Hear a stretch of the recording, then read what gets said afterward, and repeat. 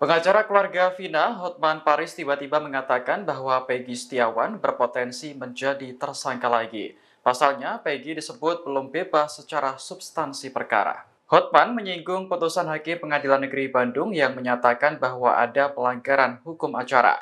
Dalam hal ini, penyidik tidak memanggil Peggy sebagai saksi terlebih dahulu sebelum menetapkan tersangka. Jika penyidik mau, maka bisa memperbaiki prosedur sesuai hukum acara tersebut. Namun Polda Jawa Barat telah membebaskan Peggy dari tahanan pada Senin 8 Juli malam kemarin. Pihak kepolisian mengaku akan mematuhi dan menjalankan segala putusan hakim pada sidang pra-peradilan. Salam subuh dari kolam renang Hotman Paris. Kasus Peggy, kasus Vina. Apa yang akan terjadi terhadap Peggy? Peggy itu belum bebas secara substansi. Hakim hanya mengatakan ada pelanggaran hukum acara. Artinya, kalau penyidik memperbaiki pelanggaran hukum acara tersebut, maka proses penyidikan bisa berlanjut lagi dengan menetapkan Peggy sebagai tersangka. Caranya bagaimana?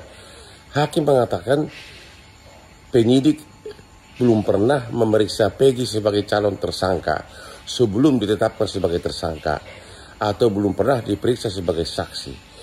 Maka kalau penyidik mau, besok-besok penyidik panggil Peggy sebagai calon tersangka atau sebagai saksi, dan selanjutnya ditetapkan sebagai tersangka, dan selanjutnya bisa ditahan lagi.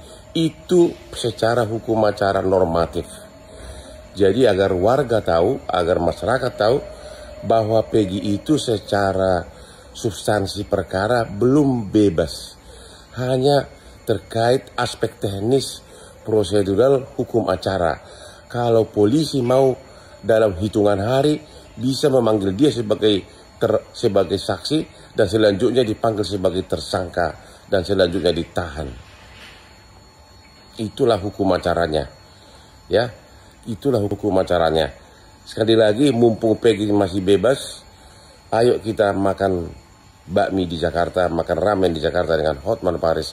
Hotman hanya menerangkan hukum acaranya, oke? Download Tribun X sekarang, menghadirkan lokal menjadi Indonesia.